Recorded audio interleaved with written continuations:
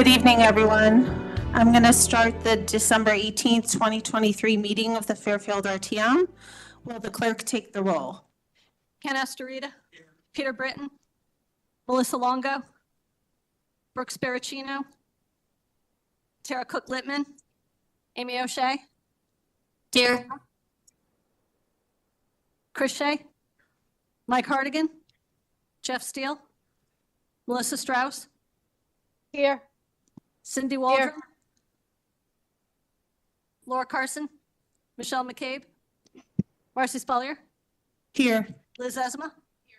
Josh Garskoff, Kristen O'Neill, Sharon Pastilli, Jay Wolk, here. Jennifer Barahona, Rob Blanchard, Nancy Dunn, Andy Graceffa, Steve Barretts, Jonathan Delgado, John Kuhn. Here. Scott Nickel, Harry Burcham, Chris Carroll, Colin Colburn, Christine Ludwizak. Here. Drew Georgiadis, Lisa Havey. Here. Mark McDermott, Karen Wackerman. Here. Matt Ambrose, Justin Contrado, Margaret Horton, Pierre Ratsky. Thank you. Let's all stand for the pledge.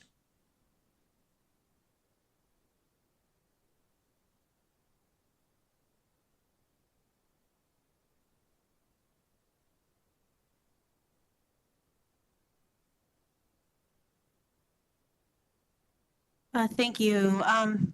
First item is to consider and act upon the minutes of the organizational meeting held on November 27th, 2023, and the special meeting of November 29th, 2023. Do I have a motion to approve? Representative McCabe, seconded by Representative Carson. Is there any discussion on this item? Seeing none, we'll take it to a vote. All those in favor signify by saying aye. Aye. Aye. All opposed? Abstentions? Representative McDermott abstains. The motion carries. Moving on, we have a consent calendar. Items 3, 4, 5, 6, 8, 9, 12, and 13 are all on the consent calendar. Do I have a motion to approve the consent calendar? Representative Zezima, seconded by Representative Astorita. Is there any discussion on this? Seeing none, all those in favor signify by saying aye. Aye. Aye. Aye. All opposed? Abstentions? The consent calendar passes. Moving on to item number 7, to hear, consider, and act upon the following resolution as recommended by the Board of Finance.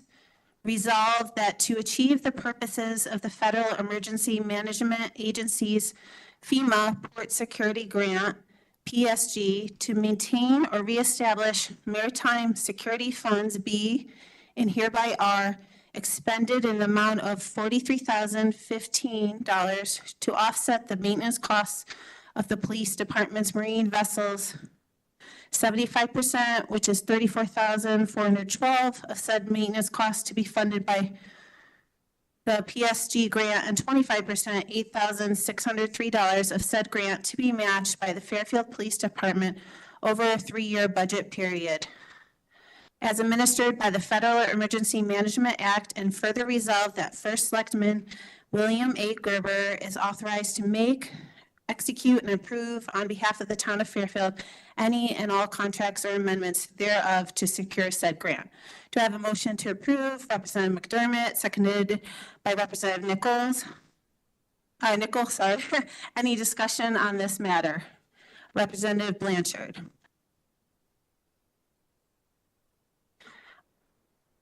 You can just go up to that podium over there.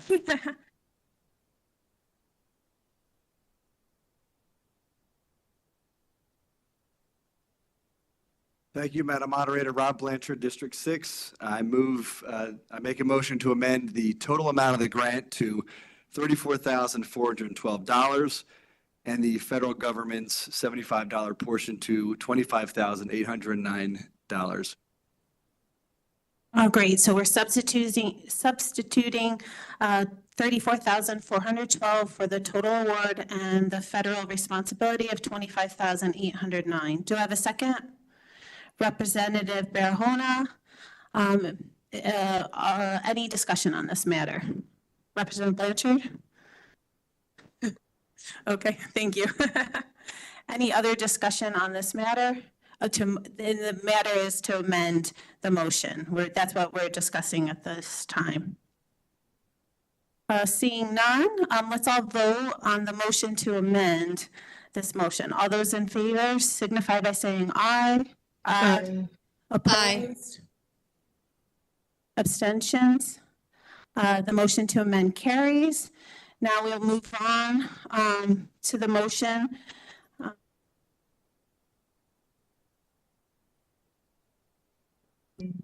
So we'll move on to the motion. Do I have any discussion on this? Seeing none, I'll take it to a vote. All those in favor signify by saying aye. Aye. Aye. Opposed? Abstentions? That motion carries. Thank you.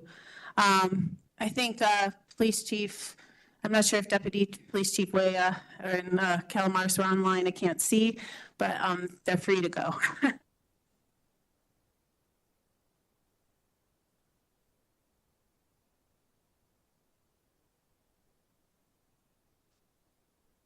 We're going to move on to item number 10, to consider and act upon the following resolution as recommended by the Board of Finance. Resolved to achieve the State Department of Economic and Community Development's purpose of expanded programming, a portion of $350,000 in funds B and hereby are expended in the amount of $140,000 to build an ADA compliant outdoor fitness facility that will include a variety of accessible strength, agility, and conditioning equipment that will serve seniors with disabilities or physical limitations, and further resolved that First Selectman William Gerber is authorized to make, execute, and approve on behalf of the town of Fairfield any and all contracts or amendments thereof to secure said grant. Do I have a motion to approve? Representative O'Neill, seconded by Representative Georgiadis. Is there any discussion on this?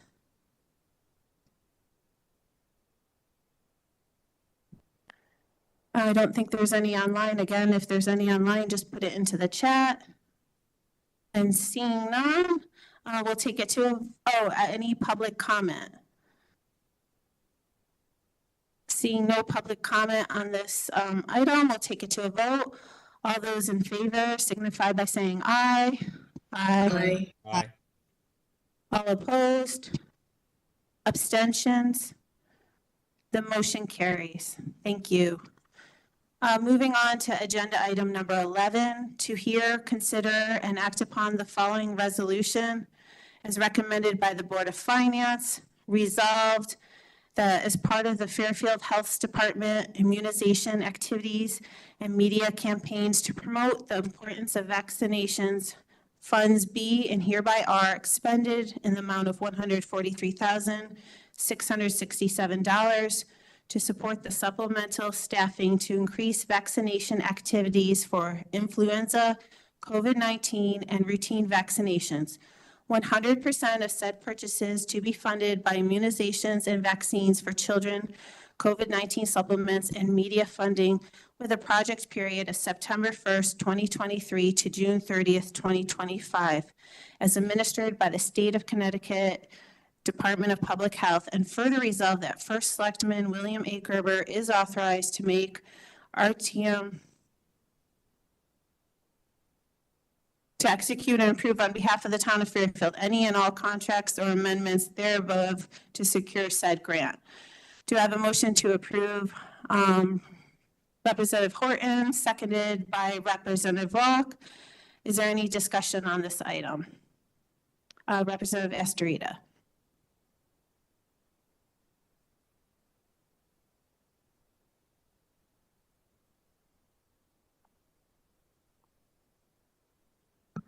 Thank you, Madam Moderator. Ken Astorita, District 1. Is Mr. Cleary here this evening, or? Because I think my questions are for him. Yeah, the deputy, Okay. Yeah, so just a couple of questions. The first one is with respect to the advertising or marketing campaign, and I'd like to understand like what is the target market? Like who is that campaign targeted towards? Dr. Santino, right, is online for that? Yeah, hi. Sorry, Santina Duranko. I'm the Assistant Director of Health for Community Health at the Health Department. So the market is the entire community. I assume it's targeted towards adults though, right? This is not a campaign that's targeted towards kids or teens? Is that correct? So it's targeted towards the adults and to parents of the children to reinforce the importance of keeping up with their routine vaccinations. Now, I think I remember this from last week, but I'm not sure. So in terms of the campaign that is ultimately designed for the town, are there guidelines that we have to abide by from the grantors? Nope, just that we have to spend the $51,373, I believe.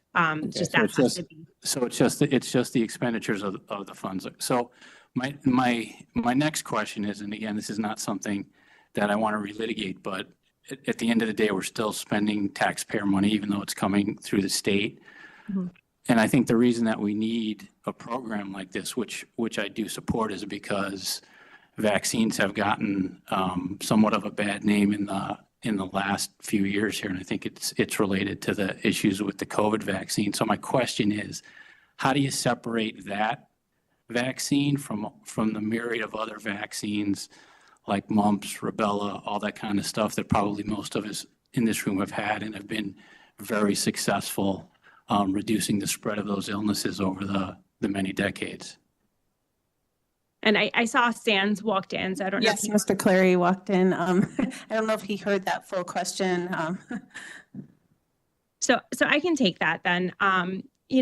This campaign not only will, promote the COVID vaccinations and influenza, but also increase people's confidence in vaccines, because you're absolutely right. I think we've seen people be hesitant to get any sort of vaccine. And so the media funds will help to build that confidence again. So that's kind of my question, and this is the conundrum, and I don't pretend to sit here and have an answer for it, but how do you build confidence in other vaccines while at the same time you're talking about the COVID vaccine, I guess? Mr. Clary, do you want to answer that? You can go up and take Representative Estorita's spot, yes. So the CDC outlines has a whole strategy on rebuilding confidence in vaccines. And so we plan to adhere to that strategy and implement those tools, that they've worked on and they've tested out. So that's what the plan is in terms of how we probably move forward. Representative Estorita, sorry. Thank you. So there is a campaign that's been pre-test marketed, if you will, to determine its effectiveness? There's a CDC developed strategy to improve confidence in vaccination. Ask the question in the microphone, sorry. Do we know if that program has worked anywhere? And not just necessarily in Connecticut, but anywhere? Yeah, I guess I don't know that. It's developed by the CDC. It's their strategy that is the sort of foundation of this contract that we're entering into to promote a media campaign. They've specifically included funding for that purpose and have suggested utilizing CDC-developed materials, CDC-developed items, or state-produced items that are largely based upon CDC materials. Most of the stuff that we're going to be doing is based upon CDC guidance, CDC materials, CDC, or in some cases, the state has a really good, trusted messenger campaign where they have lots of videos with, physicians from the state of Connecticut talking about and trying to respond to some of the typical questions around vaccines. No, thank you very much. And I just want to make it clear, the reason I'm asking these questions is because I do think this is something that is extremely important in light of what's happened in the last few years. And I just want to make sure that we design a program that is as successful as possible, particularly around to some of the other, like I said, vaccinations that have gotten somewhat of a bad rap because of one vaccination. So that's why. Thank you. Thank you, Representative Estrada, and thank you, Mr. Cleary. Are there any other questions? Representative Steele.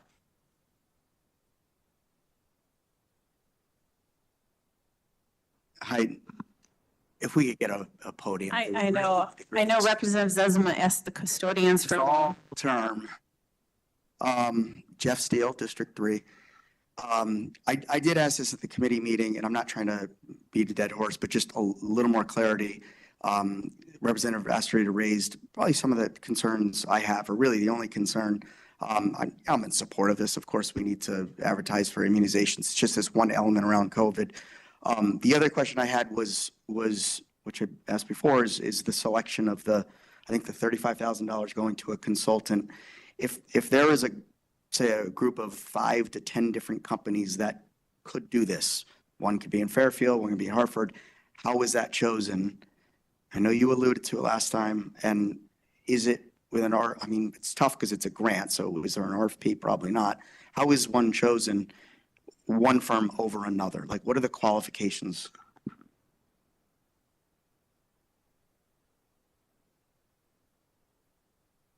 So we're looking, first I would like to say that nothing has been definitively decided on the approach that we're going to take for the media campaign. The state required us to put, the federal government required us to put that amount aside. The state suggested an amount around what we put in the grant. We have had one meeting just to basically listen to a proposal from a company that's a Yale and Griffin affiliated collaborative that does media work, to hear what they would consider doing. They haven't developed any specific vaccination materials related to this particular grant, but it was one of the ones recommended to us by the state in meeting with the purchasing director. So we would essentially work as a team. If we decided to go down that path, we'd work as a team of health departments selecting, basically which contractor we felt might provide the best value, the best product that we're going to search. In addition, we're provided by the purchasing director a list of state contractors that have already been bid out, so that the bidding process has already occurred, that we could select them if we chose to do a more individualized approach, like we want to do billboards from this individual, we can do that. We want to do radio spots from this individual, we can do that. Or if we choose to, if we want to solicit, do an RFP, we can do that as well. And so those are all options before us. We haven't definitively decided what path to go down, essentially because, we didn't get the notification of the contract until too long ago, and we don't even, have the final approval on it yet. Thank you. Representative Georgiadis.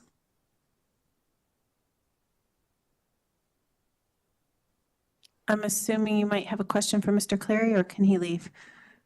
Thank you. Thank you, Mr. Cleary.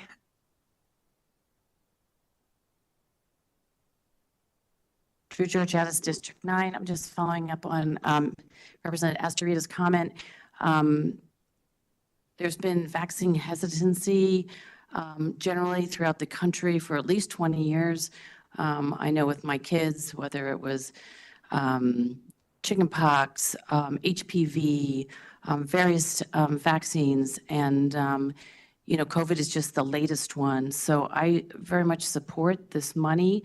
Again, we don't have to match any. It's all coming from the state. And while I agree it is taxpayer money, it's not coming out of the Fairfield pool, which is good because we can use our money on other important things. But vaccine hesitancy definitely needs to be addressed. And I'm really grateful that there's money being put aside to put people's mind at ease, because it has been going on for much longer than just the pandemic and 2020. Thank you very much. Thank you, Representative Georgiadis. Is there any other discussion on this matter? Representative Sparacino.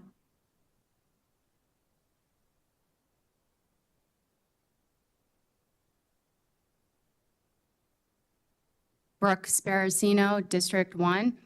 This is to Representative Georgiadis. Is it proven that the COVID vaccine does in fact work? Like, have we given it enough time? I understand about the other vaccines. Representative Georgiadis is not a health professional. I would ask Representative Cleary, or I would ask Mr. Cleary if you have that question. Sorry about that. Then, Mr. Cleary, that's to you. Mr. Cleary, thank you.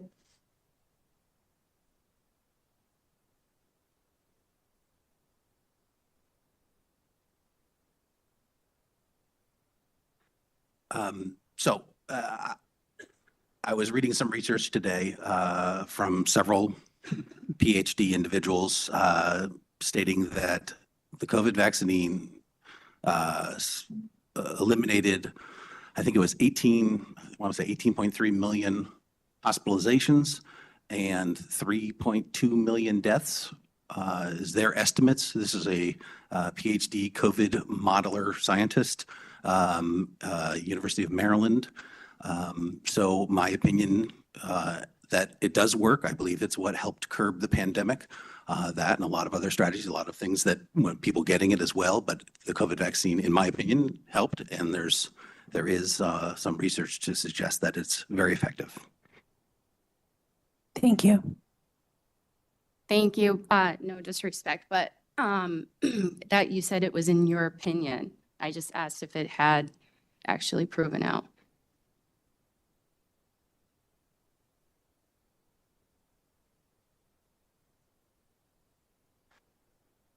Yes. Thank you. That's it. Thank you. Are there any other discussion on this item? Any in the chat? Representative Strauss. Yes, good evening, Representative Strauss, District 3. Just wanted to know the percentages of how the advertisements are going to be directed towards each vaccine that's available. For flu, is the money going to be X amount? For COVID, X amount? And what advertisements will be used for the town? Thank you. Thank you, Mr. Cleary. You're back again. There's no specific dollar amount for each malady that's designated at this time. We will, as I said before, be using most likely the content that's already been developed by the CDC that talks about improving or working to reduce hesitancy about all vaccines. Thank you. Any other follow-up, Representative Strauss? No, that was it. Thank you so much. Thank you. Any other comment from the body? Seeing none, is there any public comment? Seeing none, we'll take it to a vote. All those in favor signify by saying aye. Aye. Aye. All opposed? Aye. Representative Sparacino is opposed, and was there someone online that was opposed? It's delayed. Okay, thank you. Any abstentions? Hearing none, the motion carries. Thank you, thank you, Mr. Cleary, and thank you, Doctor. We'll move on to the supplemental. Item number 14, to hear, consider, and act upon the following resolution as recommended by the Board of Selectmen. Resolved that the Town of Fairfield authorize the Board of Education of the Town of Fairfield to apply to the Commissioner of Administrative Services and to accept or reject a grant for the Riverfield Elementary School Library of Media Center RTU replacement project at Riverfield Elementary School, and further resolve that the Riverfield Elementary School Library Media Center RTU Replacement Building Committee is hereby established as the building committee with regard to the Riverfield Elementary School Library Media Center RTU Replacement Project at Riverfield Elementary School. And further resolved that the town of Fairfield hereby authorize at least the preparation of schematic drawings and outline specifications for the Riverfield Elementary School Library Media Center replacement project at Riverfield Elementary Schools. Do I have a motion to approve? Representative Zezima, seconded by Representative Hartington. Thank you, sorry. Is there any discussion on this item? I believe Mr. Papageorge is here if you have any questions. I don't think there's any questions. I don't see any online or on chat. Seeing none, is there any public comment on this? Seeing none, we'll take it to a vote. All those in favor signify by saying aye. Aye. Aye. All opposed? Any abstentions? That motion passes unanimously. Thank you. We're going to move on to item number 15 on the supplemental. To hear, consider, and act upon the following resolution as recommended by the Board of Finance. Resolved that a resolution amending and restating a resolution entitled a resolution appropriating $22,701,443 for the costs associated with Phase 1 of the air conditioning upgrade project at various schools, authorizing grants to reimburse $1,116,320 of such appropriation and authorizing the issuance of bonds to finance the remaining portion of such appropriation. To increase the appropriation by $16,402,557 to $39,104,000 in the bond authorization from $21,585,123 to $37,987,690. The item was approved at a special meeting of the Board of Finance. Do I have a motion to approve? Representative Stille, seconded by Representative Nickel. Is there any discussion on this item? Representative Steele. Jeff Steele, District 3. I don't have a question quite yet, but I wondered if someone could do a quick presentation. Sorry, I meant to call up. There's lots of people here for that, actually. Thank you. I apologize. I missed that. We have the entire HVAC IAQ board here. We also have representatives from the building company, Gilbane. One of them is here and one is online. I believe Mr. Shamus was going to present to us. Were you going to give a presentation, or Mr. Becker? Okay, Mr. Becker, come on up and you can just give us a little presentation. Thank you.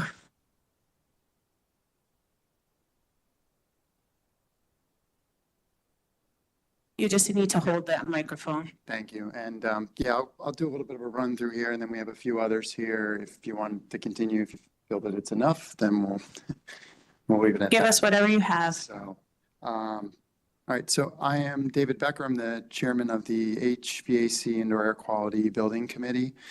So thank you this evening for your consideration.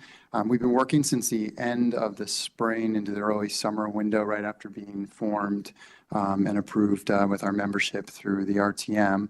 And we've been meeting on a near weekly schedule. So we have standing weekly meetings. We'll cancel them every once in a while or also hold special meetings as needed. But we've been working with a bit of certainly speed to what we are trying to accomplish here. There is many deadlines that we've been trying to meet. So we had some early delays in getting, up and running and formed. But again, as we got the committee in place, we immediately started meeting and moving all the consultants and everybody in place. Central office has been very helpful, and they've been providing people along with the Board of Ed liaison at all of our meetings. So we placed into our group almost immediately through bidding an owner's rep along with an engineer. They've been instrumental and at all of our meetings and regular communication in the interim. We have a grant allocation, and one of the concerns that we've got with the grant is that there is an end of 2024 timeline that we're supposed to meet. That's pretty clearly not going to happen. But without that grant, it would cost $6 million more. So we're doing everything we possibly can. And we are working, we've been speaking to the state delegation, and we are working towards being, substantially moving forward in order to attempt a deadline extension on that. So we have to really be significantly moved out to bid, things ordered, and whatnot, to even potentially get an extension, which we think we'll ultimately get. The goal that we had was to rapidly assess a corrected scope of the space, focusing now more so than just air conditioning, but on indoor air quality. That was a big focus that shifted in the COVID and post-COVID era. That's a big tie-in with this particular grant. And the more that we've learned about the buildings as an overall town, that is obviously a big focus on air conditioning, but indoor air quality is a really substantially important item. So we've been focusing on trying to get our timeline in place and really firm up accurate costs. So one of the things that we have been dealing with, and the reason we're coming for an additional allocation, is that the funds that were initially approved in order to go out and get the grant application in place were very preliminary funds. And that is something that I'm very aware of, and had worked hard in my time in elected office, along with some of you here, to avoid, is having to come back for additional dollars. But I do want to focus on one key difference in this project, in that normally now, to avoid those types of things from occurring, we approve, or the town bodies approve, seed money. And then with that seed money, the committees, whoever's charged with the project, focuses on getting accurate scope and accurate estimates, and then comes back for the approval. This was done on a very preliminary set of, I'll give you the example that we've spent about $750,000 to hit this point with going through the buildings and detailed plans. It was roughly $36,000 to create that initial $22 million number. So that, I think, in and of itself tells you how much time people would or wouldn't have even been able to have spent. But because of that, we got $6 million. $6 million in grant funds that a lot of districts, frankly, had nothing ready to go that we did. And so I think that that's a big item to focus on. We have tonight here Jesse Voss from BL Architects. He can answer questions on the space, scope, anything along those lines if necessary. Mark Schweitzer from Collier's Project Leaders, and they're the owner's rep, so they're instrumentally involved in all aspects and can get potentially a little more technical than me if necessary on some of the breakdown.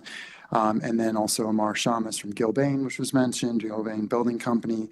And he can speak to some of the increases, the construction costs, some of the escalation, how the estimates were prepared, and some of the delays and other items that we're already starting to face, switching gear and whatnot, that some items that are 20 months out. So that's part of the reason too that we're trying to take this up tonight, and we really do appreciate everybody. I know it's a condensed timeline, which is not ideal, but we with election season and just our own timeline and how fast we can move, this is kind of where we're at, and we're really trying to move this forward, because some of these items, they're almost 2 years out for parts. So thank you.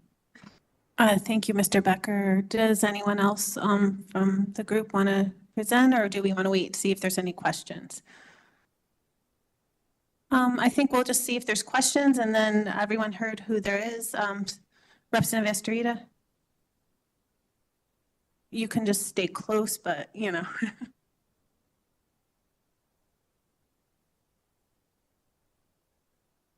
Thank you, Madam Moderator. Ken Astrita, District 1.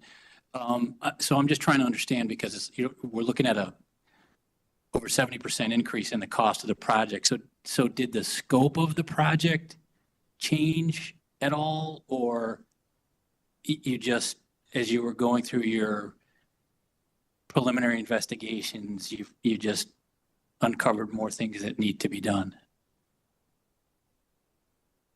Or, you know, what impact inflation had in it as well. So whoever can answer that question can come up to the mic and just provide that answer. Just identify who you are. You have to push the mic down. Unfortunately, there's a little button, not the mic. Hi, sorry. Jesse Vost with BL Companies. We're the engineers and architects working on this project. Sorry, just a quick introduction. 25 years of experience in HVAC design and project management. And I've been a Fairfield resident for the last 24 years. So in terms of answering that question, it's all about better defining the scope of work. You know, like David explained the amount of money spent to get to certain points. So like on a preliminary design, like the conceptual design that the initial budget was based on, that they probably, I'm guessing here, but they probably send an engineer to the school, to each school for maybe 4 hours, 6 hours to walk through, get as much information as they can quickly. You know, in comparison, we've had a team of 24 people working on this project, and we've all been to the buildings. We've spent multiple days walking through the buildings. It's really just better to find exactly what's going on in the buildings, knowing them inside and out, what areas have air conditioning, what areas don't. And our task was to provide the indoor air quality by mechanical ventilation and air conditioning in all areas that don't currently have it. So we walked through the building and figured out exactly what areas needed that, and we better defined the scope from that conceptual design. We had that to start with. We used that as a starting point and then just built on that. And I can answer more detailed questions. I don't want to get too in-depth, but I can answer anything you have. Thank you, Mr. Best. Did that answer your question, Representative Bastarita? Okay, thank you. Any other questions from the body? Representative Shea.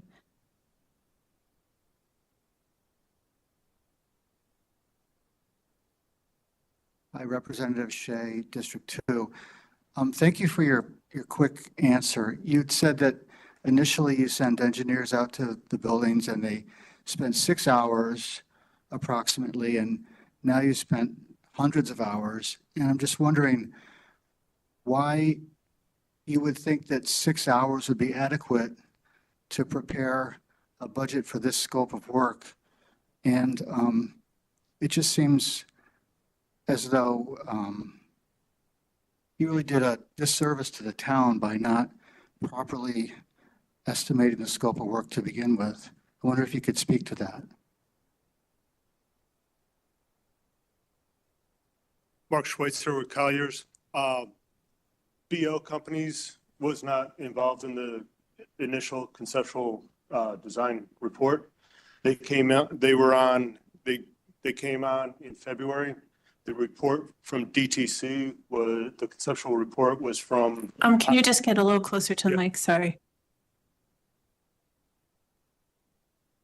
The initial DTC report was authored in October of 2021, and BL Companies didn't come on until February of this year. So the conceptual design report from DTC is what went forward with the grant application to the state. Do you have a follow-up question, Representative Shea? Yeah, just a quick follow-up on that initial grant application. So there was a $6 million grant that was received that's now at risk because we're probably not going to spend the money in time, and so we may lose that grant?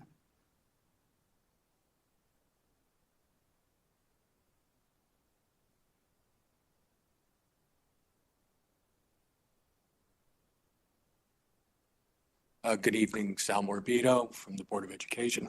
I'm the Director of Construction and Energy Services. The grant that we applied for was a competitive grant, which was different from what you're usually expecting for school construction grants, which are almost an entitlement.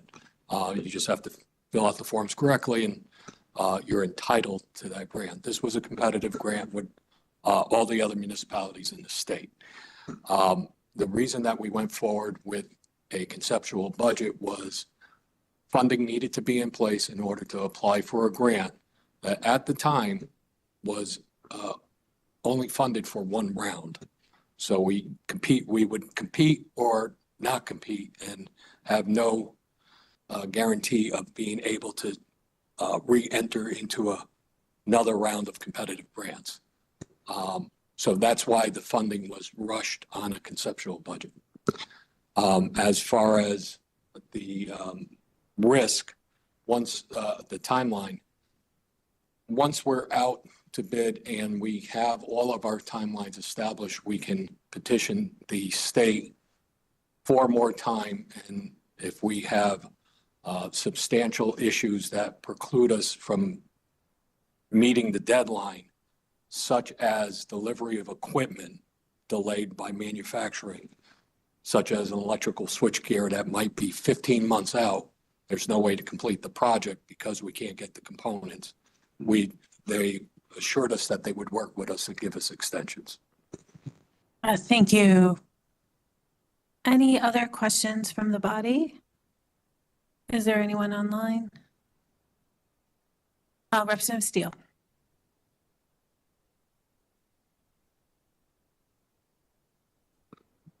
This is the way I'm going to do it from now on. This makes sense. Jeff Steele, District 3. Just so I understand the timeline a little bit more, when did, it's a massive increase. I've been on this body for many, many, many years. I haven't seen something almost double. It's significant. When did you realize that it was going to be double? Was this over the last few weeks, or that would be one question. Secondly, if this is approved, what's the next step? Is there a timeline? In other words, if it's not approved, what happens? If it is approved, what are the next steps for this? It's coming in front of us right now. It's a lot to digest. It's a massive number, 16 million. It's massive.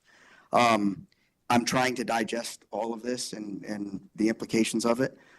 It's a lot to ask us to just vote on this right now.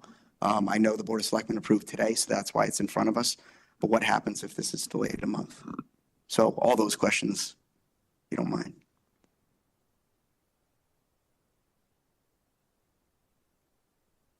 Yeah, I'll take a few of them. So we first realized this, we want to say it was around end August, early September. We went to capital planning with a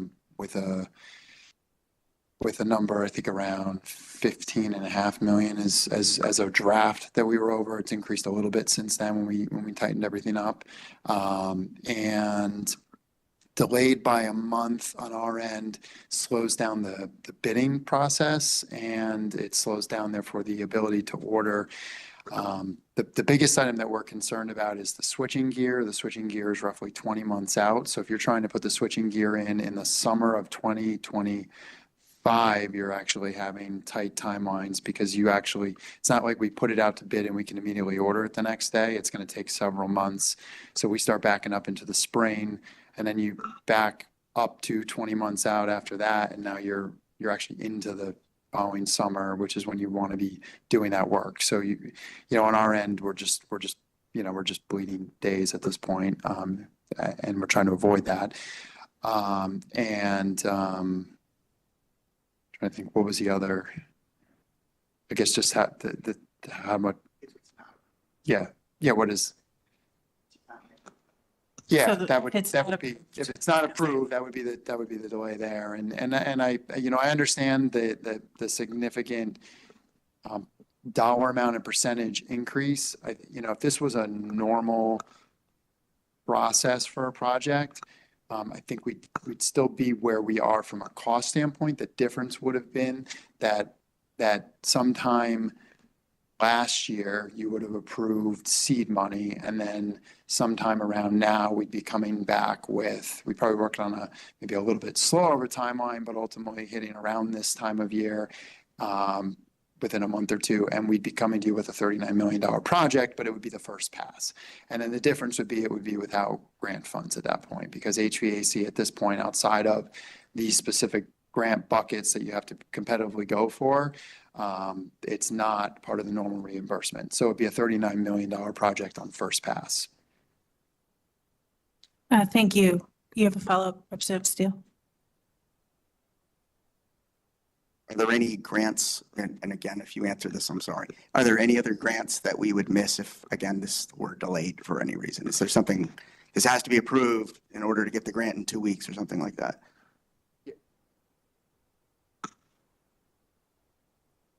Not so much we have to get the grant in 2 weeks, but we're going to start to get into an uncomfortable territory showing that we've been making progress on moving forward with the project. So when we start to make the applications, as it's been explained with, for the extension, we're going to show that we're not, it's just every month that goes by approval wise, we're not even close to making it. So at some point, we're going to turn around and say to them, this project won't be done until 2026, right? I mean, it's bad enough it's not done in 2024. We have a reasonable argument as to why it's going to have to get finished in 2025.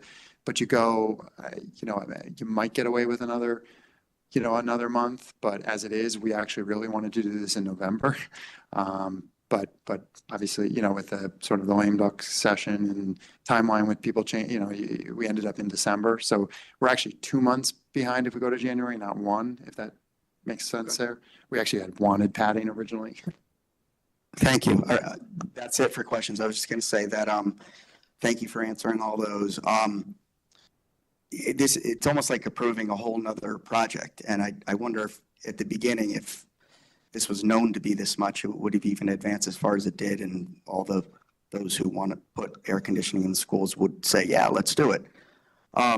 It's a lot to just, for me personally, I know the body may think otherwise, but to have this presented to me a half hour ago and now I have to look at $60 million increase, at least right this second, that's hard to digest. It's a lot. And, are there other ways to reduce it?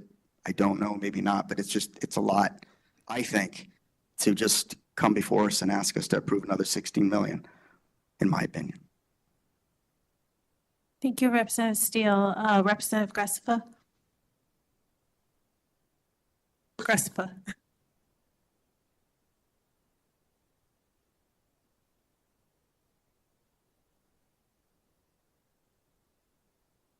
Representative Gressifa from District 6. Hey, guys. Thanks for serving in the building committee. I know what you're going through. A couple things. One, just to sort of ask for background information for the scope gaps that were in between the concept walkthrough phase and where you are in design right now. How much of that can sort of contribute to that led to a longer design process, I would imagine, that extends out the engineering design in the project. How much did that sort of contribute to sort of the schedule extension and then sort of the grant risk? And I have another question to ask about it after that.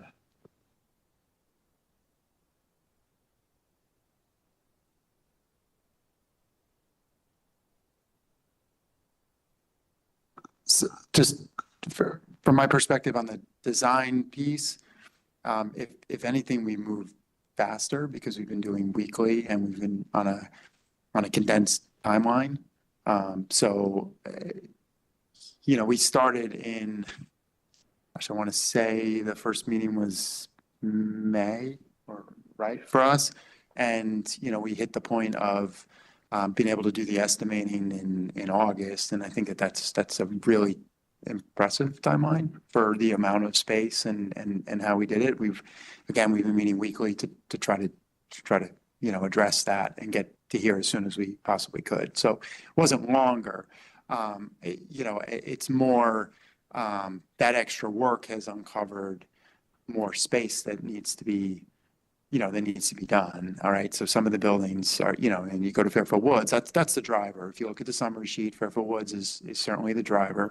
And again, I touched on it in the remarks, but it's the indoor air quality piece. So, there's spaces that when strictly looking at air conditioning might have been okay, but when looking at indoor air quality and moving fresh air, now you're talking about putting, true HVAC into, every space of the building. And then with that, again, it's not to use the word scope, but you get into the switching gear. So the switching gear, there was an assumption, rightfully probably made that Woods after a renovation, actually several renovations might have been not needed it, but by the time you capture all that additional space with HVAC equipment, you end up having to do, a lot of additional switching gear, and then that has a timeline piece, and that has a cost element, and they're just they're unavoidable at that point. So it's sort of several factors that contributed. So with respect to like the split system versus, bringing in outdoor air, that's not in your opinion, that's not a scope miss, because that would seem to be sort of a fairly straightforward, understood system type. If we're doing a minor, conceptual walkthrough versus knowing if there's an outdoor air delivery system, like either the original system was misunderstood or the remit changed, where it was just from AC to now it's AC plus, filtered outdoor air. So predates us. Central office, I know has they've spoken a few times about it and can certainly elaborate more if necessary. From our perspective, looking at it, it was a preliminary assessment of the space in a time that was, it was mid-COVID, but there was still a drive for air conditioning. If you even go back, I went back through some minutes and started kind of, looking through. There's some debate about it. Was it, were they focusing on indoor or was it focusing AC? We haven't received a lot of communication related to the committee, but the ones we have, oftentimes it's when it's warm and air conditioning is what people want to talk about, right? So I think that when you focus truly on indoor air quality, all of a sudden a mini split just becomes something that it's not going to happen, right? So you've got spaces in the building that I can see one very quick. They came in, they looked at places that weren't conditioned at all and said, okay, what can we do to add in all these spaces? They move in with HVAC, but not necessarily taking old systems out. Obviously, there's a sensitivity to taking, existing functional systems out of a space. But when you start to look at that building and going there, I go back to, a comment I made about during the confirmation at this body for myself. And I said, I like to look at a project and ideally not be there for several decades. If I can not be there for 50 years, then even better, right? It doesn't matter if it's the town or my own life. It's spend a little bit more and do it right now. And so I think that they probably looked at it in that time frame and left the mini splits in place, not thinking, much of it. I'm just putting myself in their shoes. That is not what we've been charged with. We even went back and changed from the AC to the HVAC IAQ committee to specifically make sure that it's clear that indoor air quality with air conditioning attached to it is the charge of our committee for the purpose of the grant and where we're at as a community and a broader whole as people at this point is what we need to do in the buildings. So, yeah. Thank you. Any other comments or discussion from the body? Is there anyone online? Is there any comments from the public? We'll go back to the body. Representative Estrada.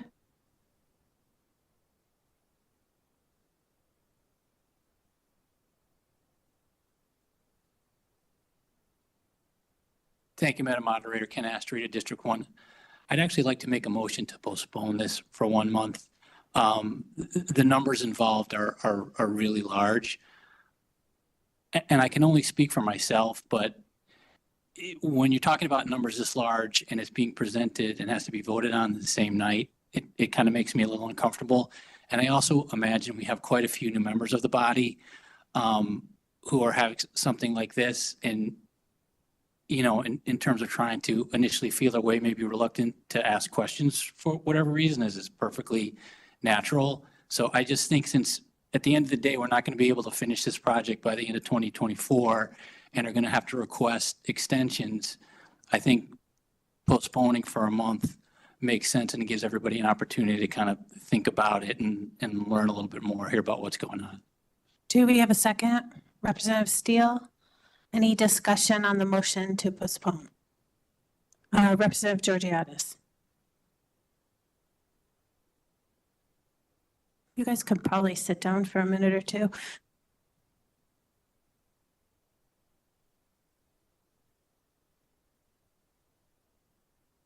Drew Georgiadis, District 9. My question is for Representative Astorita and to the committee.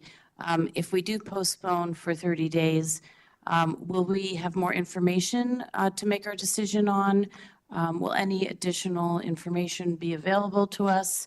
And how will that impact, aside from delaying it, I just want to know, will there be more information at the end of 30 days? I don't know if Ken, Representative Astorita knows, or the body, but I'd like to know what we would achieve aside from.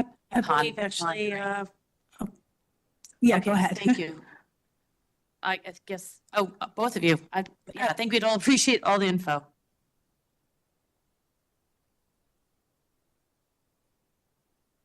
Thanks, Representative Georgiadis. I appreciate the question, and if there is additional information that's available, I would appreciate it. But I don't know about a lot of you here, but when I need to buy a car and I walk into the car dealership, I never buy the car on my first day in the dealership. When I'm spending these kinds of sums of money, I do like to think about it a little bit and just make sure that I'm making the right decision that's in the best interest of the town.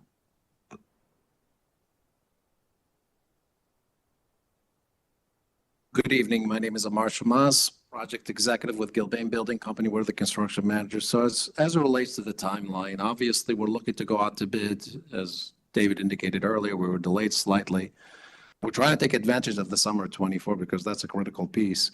This is an occupied elementary school and middle school as well. And summer period is critical for us. So we release materials as soon as possible, going through submittals with the design team, and be able to procure some material so we can actually start the work over the summer break.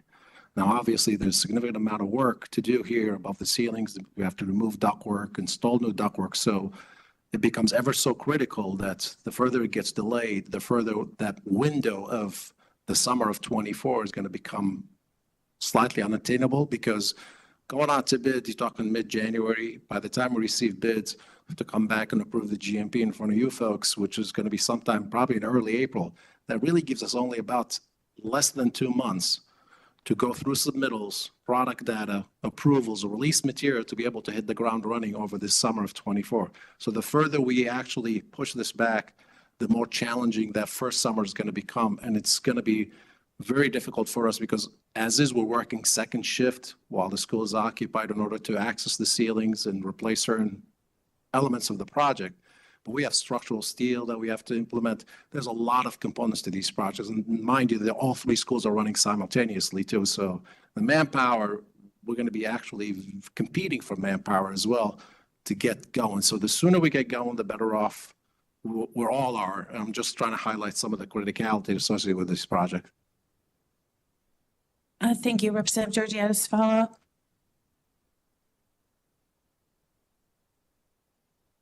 up. Thank you very much. Will a delay that you discussed, aside from perhaps minimizing the amount of work we can get done in summer of 24, would that delay potentially cost more money?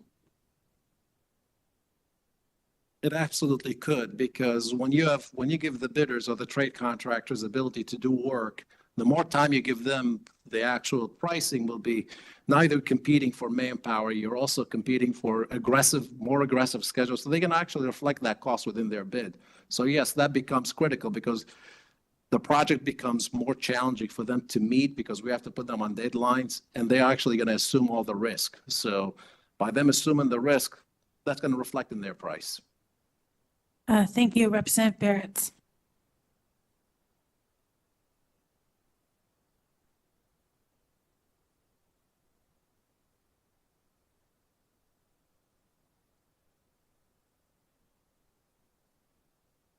Steve Barris, District 7. 36 years I was a public school educator in buildings that were under construction. And it's just a huge impact on the overall educational process that's going on with people trying to work at the same time. Now, I assume a good portion of this you're planning on doing outside of the school day? We're trying to take advantage of as many school breaks as possible. There's some environmental, obviously, work that we have to do, fairly limited. But again, a lot of the work, we want to take advantage of the summer break, which is our really best time to do the work and be productive. We do plan on working second shift during the normal course of the school year to be able to do some limited work, mostly enabling work, in order to prepare ourselves for the summer. So inevitably, a 1 month delay now might mean almost a 9 or 10 month delay on the end. I think we all know with supply chain and materials right now, we need to get a jump start in order to release some materials. And it's becoming increasingly difficult with lead time and manufacturers' lead time to be able to attain some of the materials. So the closer we get to the summer, the more we're going to miss that big opportunity. But even working a second shift, the amount of like setup and cleanup prior to the kids getting in there, that could make it so that even that summer 25 might be in jeopardy with a couple of month delay here. Again, there's fairly significant areas of each school we're covering, and we are trying to do it in two halves, if you will. So the less we do this summer, the more we do in 25. And again, really, if you think about it, we only have less than 8 weeks over the summer. So as someone who spent more than half their life in a public school, I honestly think the quicker the better on this. Thank you. Representative Burcham?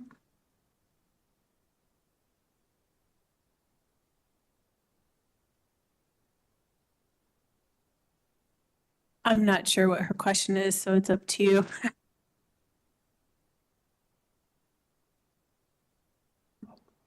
Bertram, District 8. I think that it was said that the expense of at least of 15.5 million was identified in August or September. Why was this not brought to the body in September, October, or November?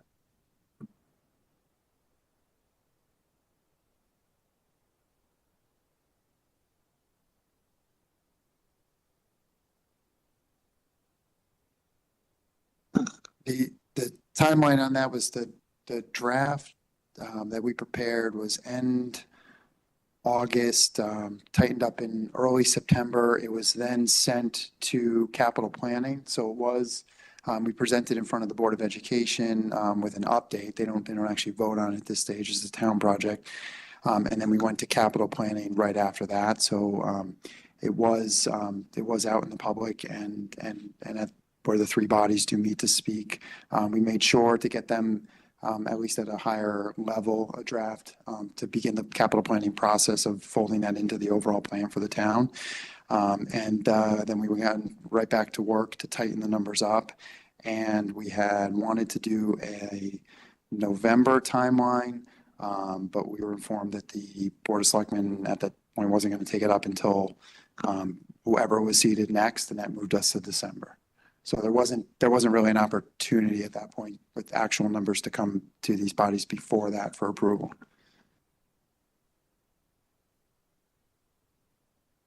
When you went to the other bodies, though, did they understand the timing issues that you're now presenting to us?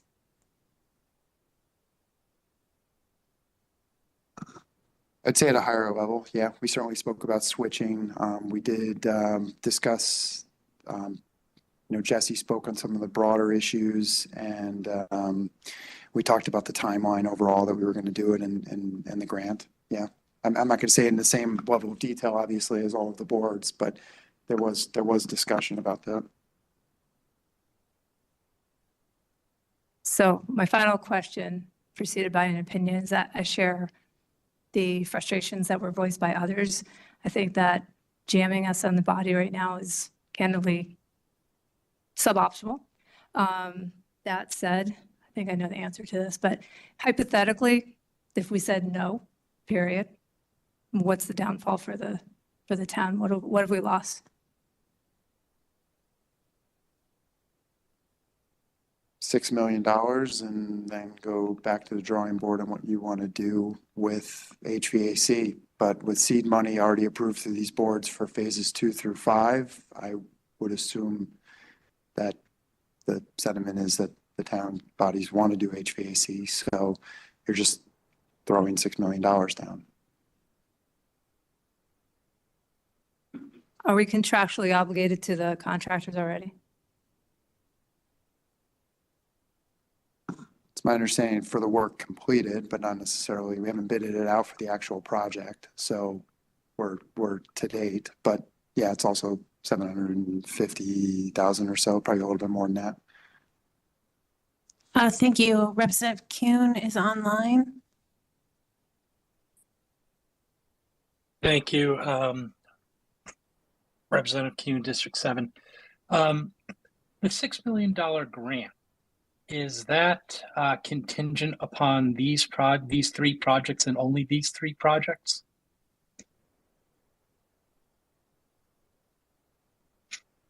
Yes. And I assume it's not indexed in any way so that the cost overruns would be matched by a similar increase in the grant? No. And is there any capability of switching out the projects and still retaining that grant money? I see it. No, nodding in front of me. Yeah, that's a no. I mean, these were highly competitive grants and, yeah, no. So if we lose this grant, what other pots of money are there to go after? I presume that this is not the only grant that would be available for this kind of work. Are there others that we have some knowledge about that maybe we should be thinking about postponing and pursuing those instead? Thank you for your question.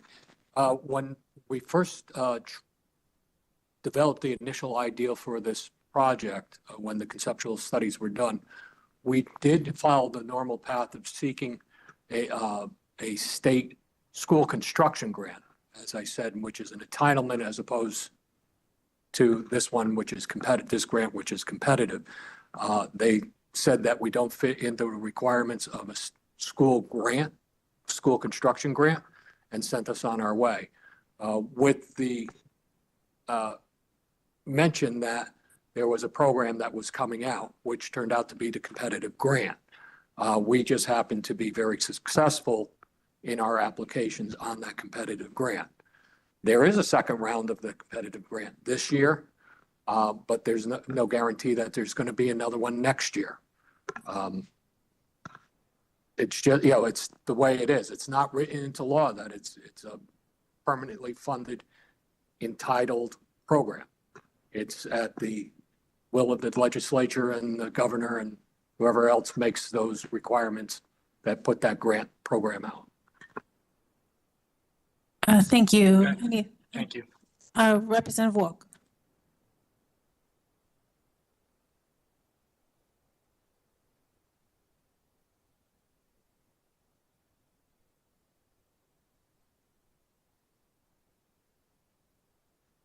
Thank you, Madam Moderator. Jay Walk, in District 5.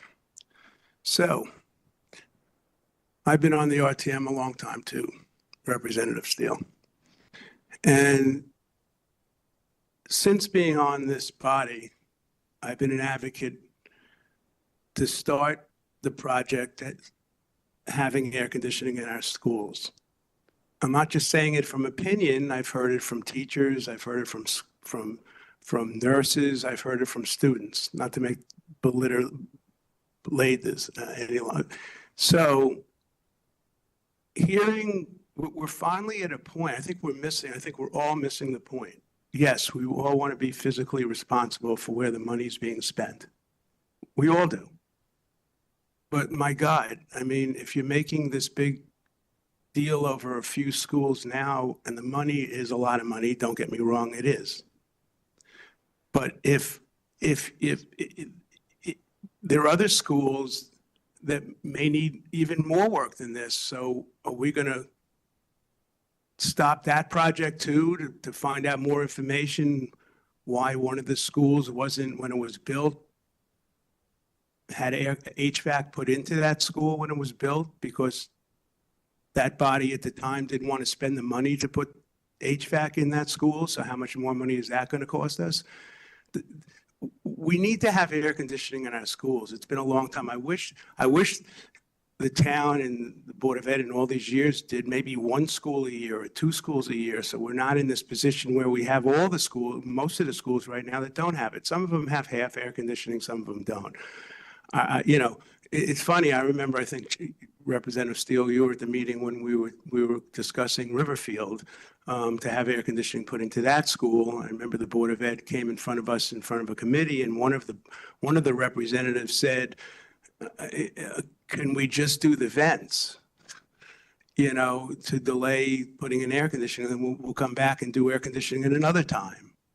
So I'm totally in favor of getting this project started. My God, it's been such a long time. Can we let this just go? A month is not going to make a break. How much more information do we need in a month? What are we going to get in a month that we don't know right now of what's going on? The other thing is we voted as a body for Mr. Becker to be on the committee. So we put our faith and trust in him. I fully trust what he's telling us, and I fully trust where the money, he'll watch where the money's being spent. So thank you very much, and thank you for all that you guys are doing, and thank God we're finally discussing air conditioning. Thank you. Representative Pistilli.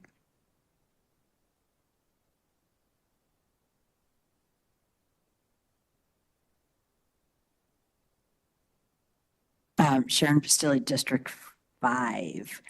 I got it right.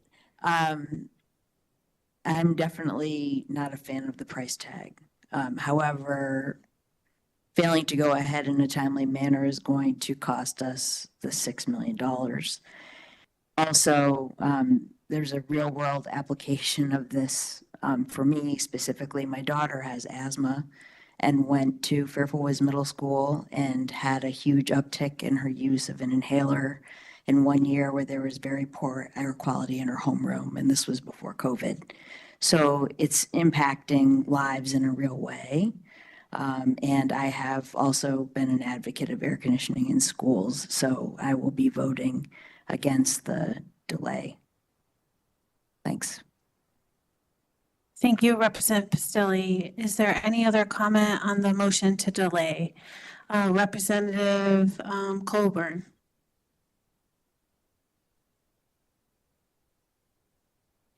Thank you, Madam Speaker. Colin Colburn, District 8. It seems that one of the things you guys talked a lot about was the air quality issue being something that was not initially in your, I'm going to call it scope of work. I know you didn't really want to use that term. That was not really in the first piece, and that became very apparent as you were going through the process. How much of the cost increase comes from the air quality element? We're just going on the motion to delay right now. So after that's passed or denied, then someone can answer that question. I'm sorry. Does anyone have any other comments on the motion to delay? Representative Steele.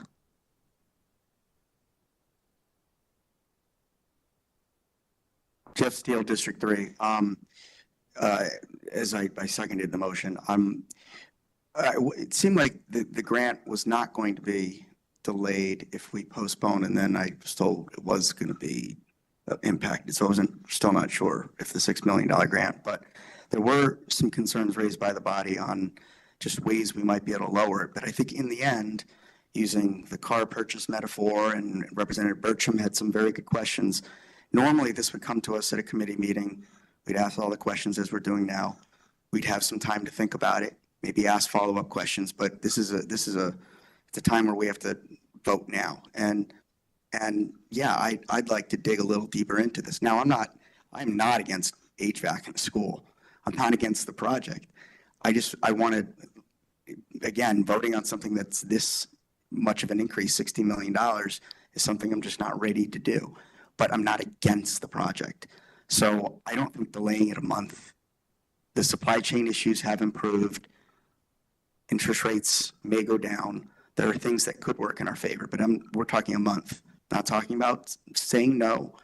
And I'm not saying delay it by months or putting it off the agenda. So I just think a lot of new members here, and there are a lot of people here who just want to dig into this a little deeper for the cost that is entailed. But to jaywalk, so I'll talk to you directly now, I'm not against AC, right? Thank you, Representative Garskoff.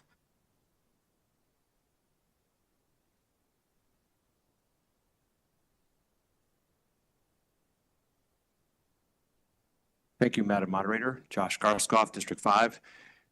Thank you, Representative Astrida and Steele. I want to vote with you. I would like to postpone this, but I don't feel like I can because of the $6 million grant, which I do hear is at risk because of the summer work schedule. I think there's just so many moving pieces here. I wish we had this earlier. I wish we didn't have this increase. I wish a lot of things, but here we are. And I just feel in the end, we need to protect that $6 million as much as we can. And I hope we can protect it. It's not even a given that we can. So thank you. Oh, thank you. Representative Shea.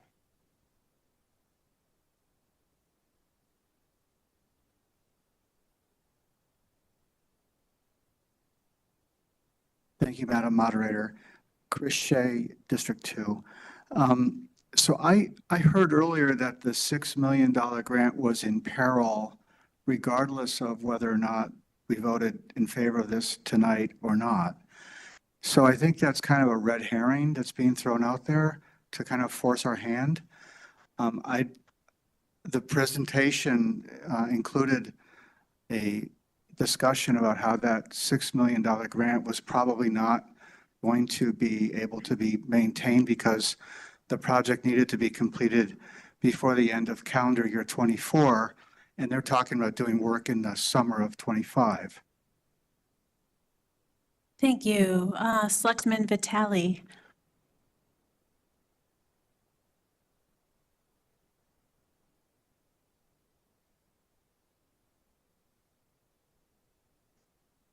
Hi, everybody. Christine Vitale, selectman.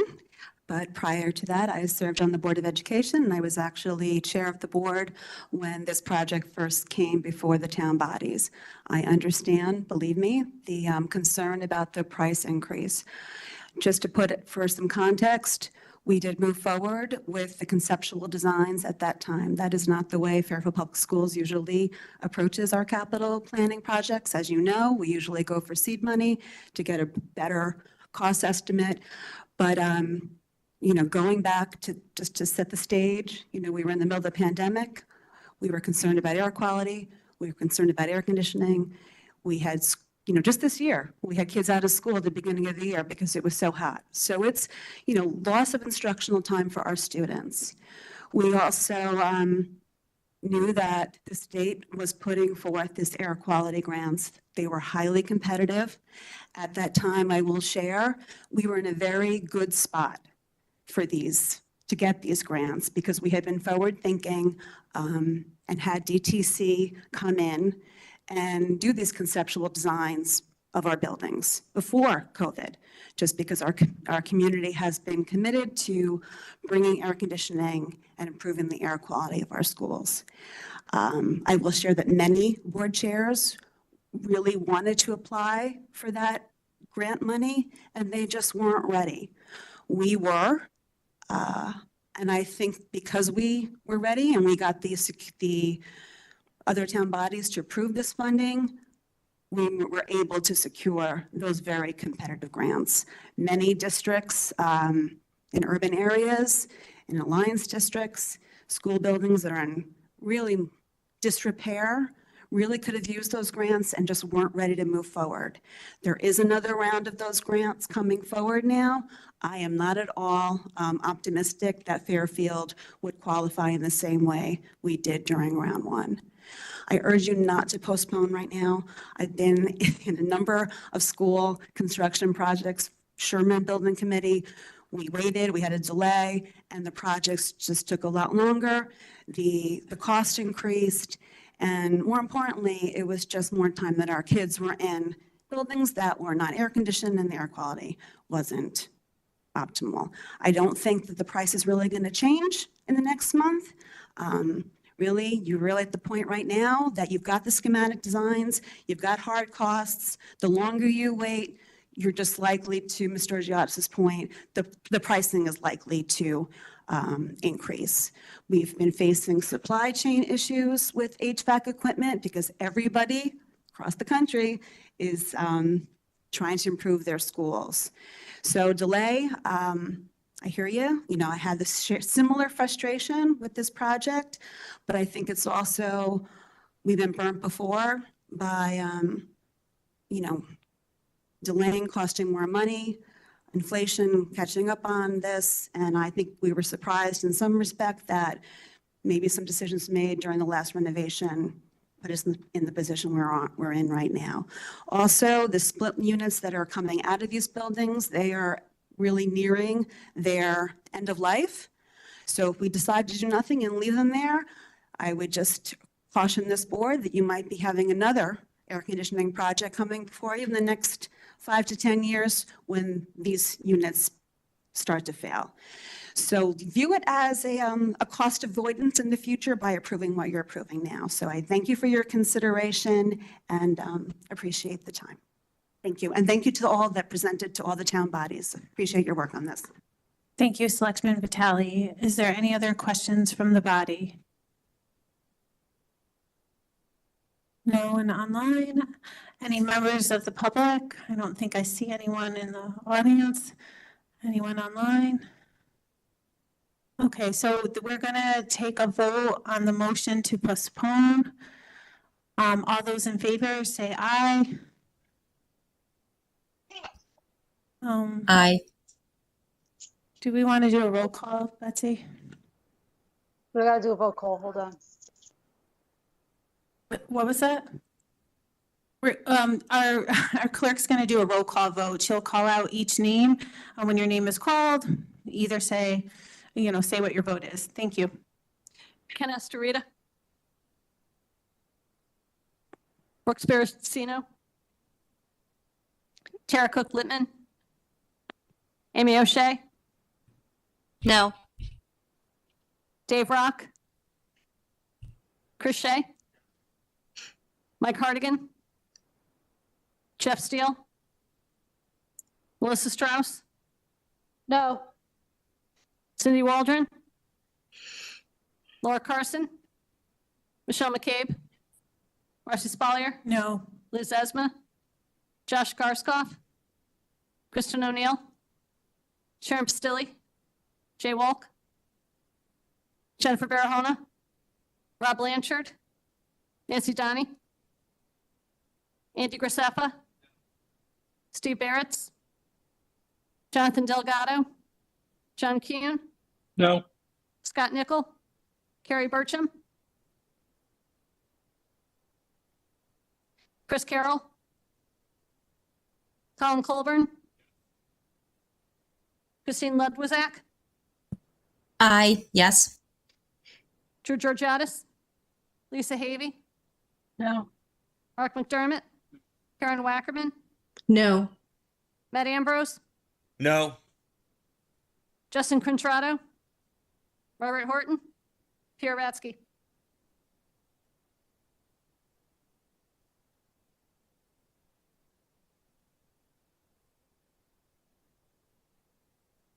Motion fails, 6 in favor, 32 opposed. Thank you. We'll move back to the original agenda item.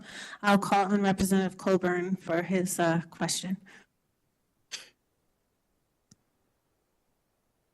Thank you, Madam Moderator. Question, how much did the cost increase because of the additional scope of, as it relates to air quality?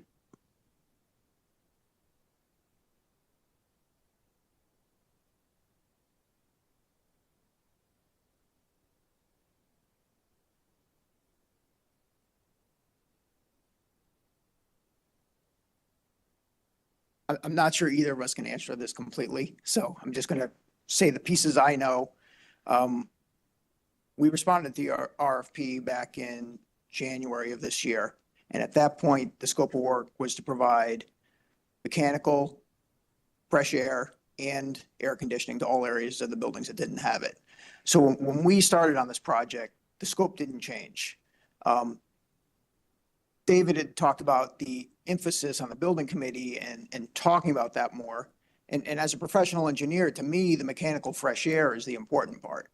You know, no one feels it. You know, air conditioning, you know instantly if a space is air conditioned, but the fresh air, you know, the tempered, dehumidified, filtered air, that's the key part of indoor air quality. And that was always part of it, right from when we entered the RFP. So that part of the scope didn't change. Amar can answer more questions possibly about the costs in relation to the fresh air part versus the air conditioning part. Thanks, Jesse. I'm Marshall Moss Gilbane. So there's really not a direct cost breakout. We got to dig into what the original designers, DTC, when originally developed that budget that was set, what was their assumptions without having detailed analysis of what they did. We have obviously detailed analysis of what we did. Now, one thing is as it relates to air conditioning and fresh air, is that the more equipment you put in, the more demand on the electrical system. So one item is, for example, at Fairfield Woods, the original design, based on what we found out, that they did not carry a full switchgear and primary electrical system that comes from the street. Well, that's an uptick of about $1.5 million just in that particular school, on that scope. Obviously, that electrical scope increase is driven by the HVAC demand, equipment, all of those that requires all that electricity. So that's one piece. Now, mind you, there's site work associated with it.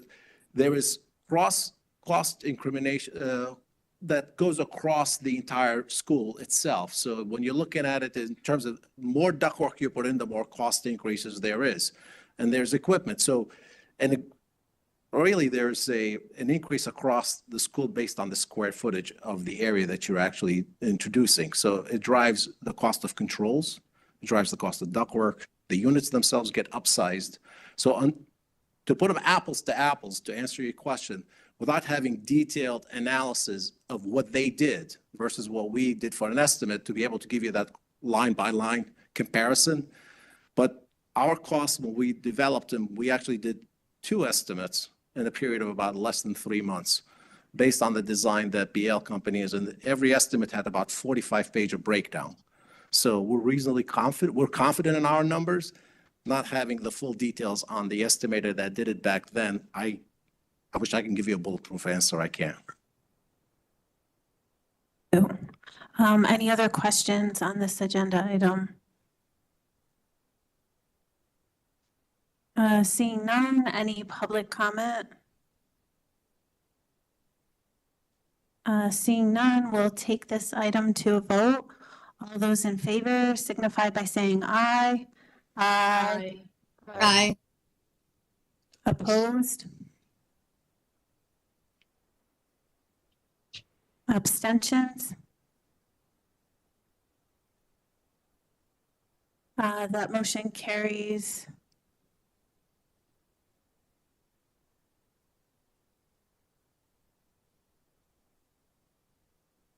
That motion carries. Thank you. Moving on to item number 16, to establish a special committee on thank you everyone for coming out. Appreciate it.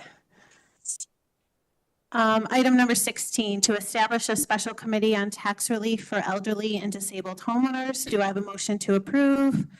Representative Carson, seconded by Representative Rock. Is there any comment on this item? Seeing none, there's no public. Let's take it to a vote. All those in favor signify by saying aye. Aye. Aye. All those opposed? Any abstentions? That motion carries unanimously. That will be populated by SLMC when they're able to call a meeting. And then we'll just move back to the last item on our initial agenda, which is to consider upon any other member or matters. I just want to make sure that all RTM members are receiving communications from our town clerk and myself. If you have not received any messages from me today, then you're missing them. So please, either have your caucus members or somebody reach out to me. And if you haven't received any from our town clerk within the last week or so, please also reach out to her. Also, I just want everyone to be aware that we have a special meeting scheduled for January 2nd on Robert's Rules of Order, the Connecticut Freedom of Information Act, and the rules to regulate the RTM. Our town clerk has brought us some extra papers. New members have received them this term in the mail. Some of us older members still have them and they're deteriorating, but you feel free to pick up some at the front if you did not receive any and you want any. Also, just to remember that we do have our regular January 22nd meeting for committee and our 29th meeting. And also we're likely going to have, unfortunately, another special meeting likely on January 8th. We have to approve the Board of the teacher's contract that just came to our town clerk on Friday. We have 30 days to approve that. Unfortunately, the attorney for the contract was unable to be here today, so we were not able to hear that. So we will be calling a special meeting for that. Any other order of business? If not, I'll take a motion to adjourn. Representative Walk, seconded by Representative McCabe. All those in favor signify by saying aye. Aye. The meeting's adjourned. Happy New Year, everyone. Enjoy your holidays and time with family.